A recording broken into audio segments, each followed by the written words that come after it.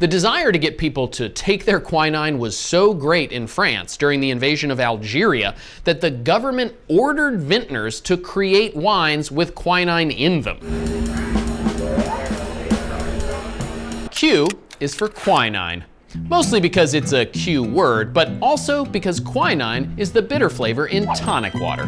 And tonic water is the tonic water in the gin and tonic, of course. The gin and tonic is like the peanut butter and jelly of the drinking world to me. Not in terms of taste, obviously, but in terms of how perfect they are for one another. It is my drink of choice for the afternoon summer drinking, mostly because of how little work I have to put into it relative to how much I enjoy it. But back to quinine. In addition to giving tonic water its particular flavor, quinine is perhaps more importantly, or I don't know, maybe not, an anti-malarial drug. It's not so much in use today, but from the 1600s until about the 1940s, it was the main game in town when it came to fighting off malaria. So where does quinine come from, and why is it in my gin and tonic? And why does it sound like a bad name from the Star Wars universe? Quinine is an alkaloid, which, I don't even need to tell you what it means because we all know what an alkaloid is.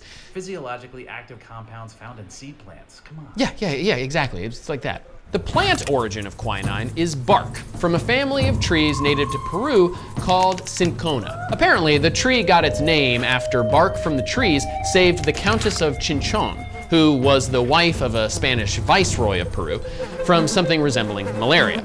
That may be apocryphal, but it makes sense. The native Andean people at the time, under Spanish imperialist rule, had been using the bark for years to treat all sorts of maladies. When the Jesuit missionaries started showing up with their Bibles and beards in the 1600s, they realized the bark could be used to treat malaria and sent it and seeds back for study. As it continues to be today, malaria was a huge problem for any population in tropical or semi-tropical environments ripe with mosquitoes. This was exacerbated when the era of colonialism really kicked off, and you had all these linen-panted Europeans traveling to and dying in the jungles of their newly stolen lands.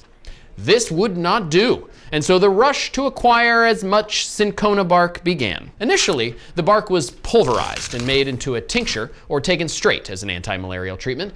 But in 1820, two French scientists figured out that the quinine was what they were really after, so they developed a process to extract it, increasing the potency of the drug, but also its bitterness.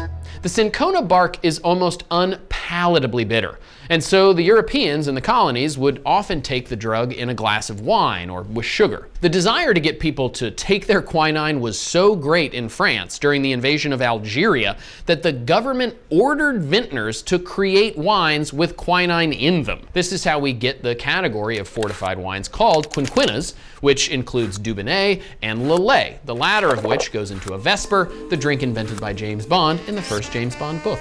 The British way to take their quinine in India was to add it to a glass of soda water, sugar, and gin, thereby inventing, for important medical reasons, the gin and tonic, the best afternoon drink there is.